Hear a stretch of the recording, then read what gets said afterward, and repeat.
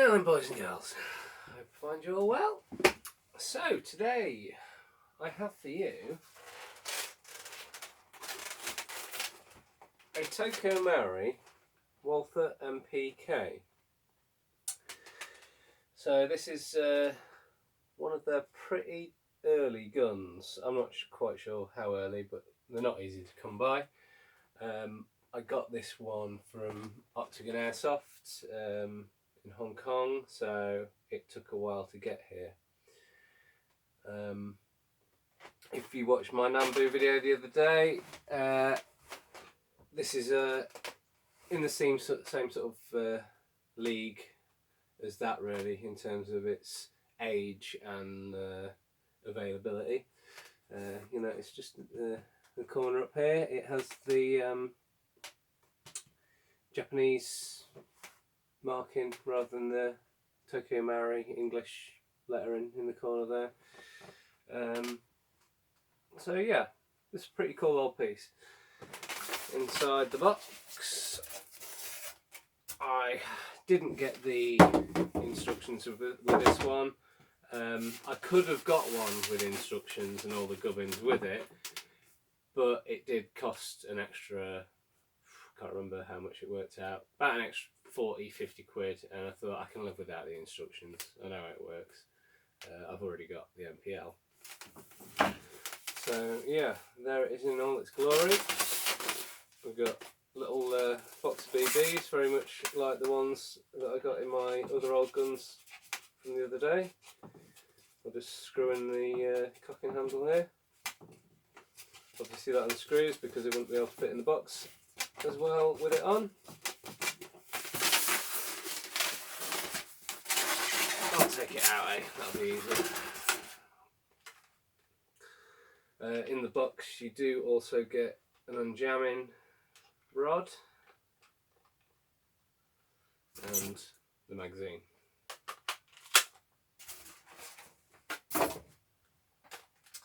So the MPK, the Kurtz, it is a smaller version of the MPL. Simple as that. Kurtz, short. The stock, as much as I would have liked to have put it on my MPL, it's not easily cross-compatible, I'll say that, in case any of you was wondering. On the real thing, you would usually have a switch to lock it in and out of battery, so to speak. On this, it is just a little sprung detent. So when I swing it out today, it has got a detent that has it at 45 degrees for some strange reason, but there we go. It does have the appropriate detent at the rear as well. I did play about, see if this would come off. It didn't come off. I managed to get the bottom screw off, this top bolt off, but this screw in the bottom there didn't want to come out, and I really didn't want to force it. I would be very unhappy with myself if I thought, ooh, let's try and fuck around with this, and end up breaking it, because these things aren't easy to come by. So, yeah, as said, it's pretty much as the MPL is. You've got the cocking handle right there, a ambi safety which works through the gun, the safe selection just locks the trigger. You've got your sling swivels. Unlike the L version, this doesn't come with a sling. Not that that's a major thing really, because the sling is pretty basic really. It'd be easy for me to slap up one myself, to be honest, out of the bits of webbing I've got kicking around, which I may well do. Sights, as I have mentioned before, are pretty odd. You've got a kind of a gutter sight at the top, and then a peep sight below it with a post. So you've got your post inside the hood. Top of the hood you have your gutter sight. Rear sight you have a sort of a notch with a point in it. So you kind of line up that point with the gutter on the hood of the front sight, and then peep sight is a peep sight. Having a mess around with this, compared to the MPL was a hopped variant. They made that gun for a longer period. This gun, they only, as far as I know, were making them in the days of non-hop variants. This was a non-hop variant. I did pull it open and I did stick a hop in it. But it's not a mega hop that I've done in it. It's hopping two's okay. As before, I can't go out and mess around with this anywhere, so I'll just deal with the range I've got in the garden here, which is 20 metres. I would imagine it's chucking twos about 30 metres ish. So nothing too special. But it's reasonably accurate. Unlike the L I found it easier to use the peep sight, well, more accurate to use the peep sight. With this gun, I find it more accurate when I'm using the gutter sights. It seems to be tuned better to that on the hop that I've put into it. As a non-hop variant, these guns, they'll chuck a 1-2 about 10 or 15 metres, not very accurately. A hop does make all the difference. Weight wise, because this gun has the metal folding stock, it's got a good weight to it. I'm not sure if it's got more or less. It's at least equal in weight of the main body of the gun with the weights that they put inside the body to the MPL. So that's got a good weight itself, but with the stock as well, it's quite nicely balanced.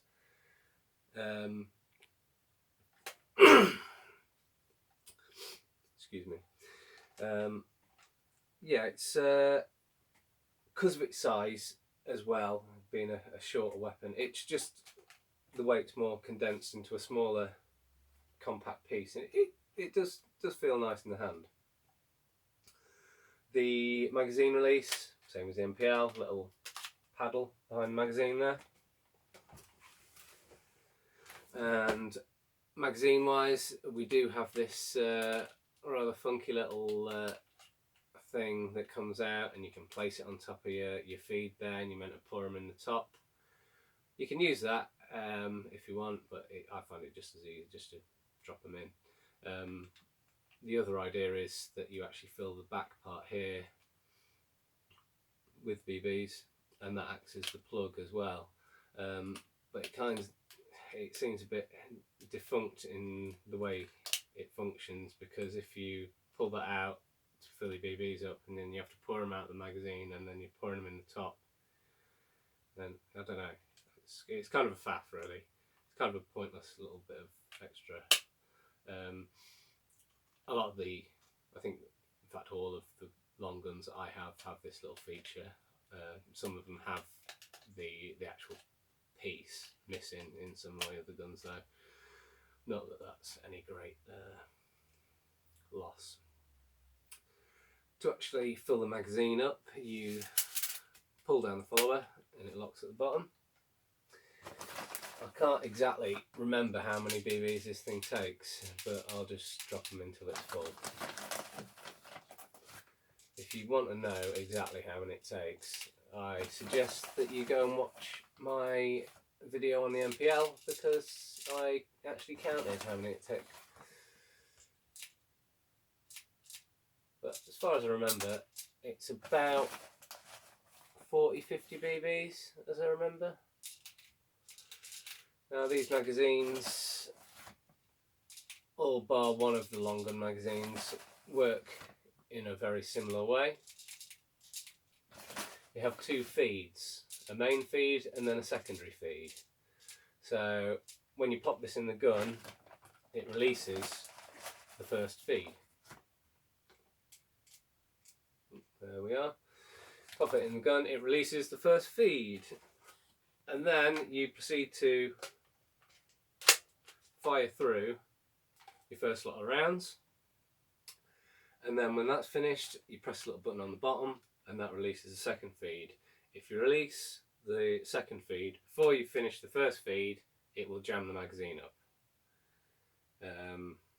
Obviously it's not permanent, but it'll stop firing, it'll stop feeding. So yeah, that is about that. Details wise, you know, it's a clamshell type body as per a lot of the oldies are. It has got the Walther banner and markings on the side here. You have the selector markings as well, and mod curts written up here, fake serial numbers, what would be the upper and lower receiver. This side you've got your ASGK mark at the back here, and one of the, if you watched my Nambu video, one of the old style TM Springer stickers on the side here. As with my old Nambu, I'm not really going to mess around with this thing. I'm not going to do any dry brush effects and try and tart it up or anything like that. I'm just going to leave it as is. I did do it to my MPL, but I wasn't as precious about that as I am about this, because this is quite a rare piece really. Oh yeah, just another little note, the rear sight, you can adjust it if you want. You can sort of adjust it side to side. I haven't really fiddled with it. It seems okay-ish at the ranges I've used it at so far. So, yeah, cool old piece. I'll now be switching the camera off and I will take it outside, and as with the Nambu, I will try and do you a little shooting demo and see how much of a terrible shot I am. So, let's see how we go. See you in a sec.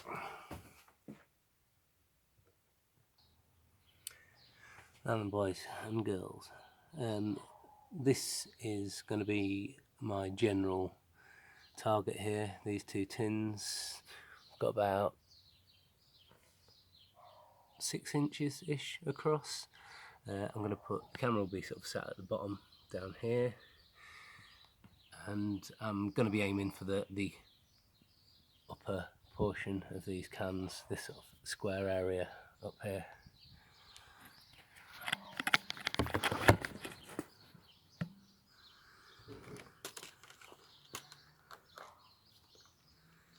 So I said we just cock it like this and off I go.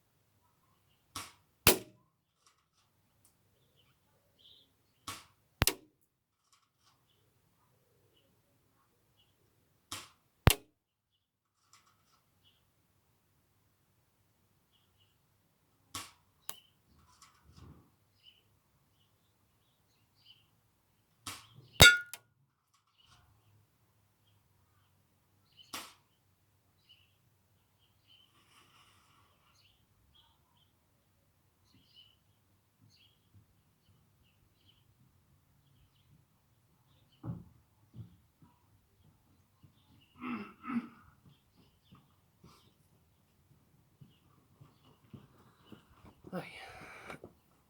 So there we go. I managed to make a few hits. I think I hit my phone.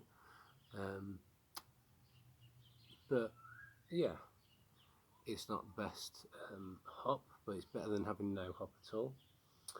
I'll probably see better the idea of sort of how much I was hitting and how close when I couldn't go back and watch the video, to be honest. I think I was kind of within a sort of 15-inch type of area with the majority of the shots, by the ones that I completely missed when I was.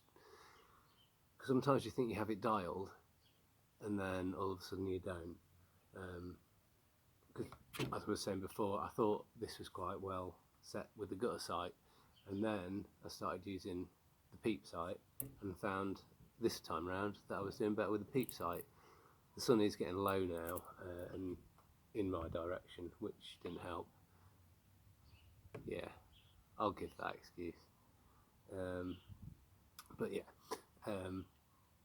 it's not meant to be a sharpshooter. It's a Springer. It's a collectible Springer, and that's the beauty of it. It's cool looking, and I like it. As always, thank you for watching, and I'll see you all again soon. Bye.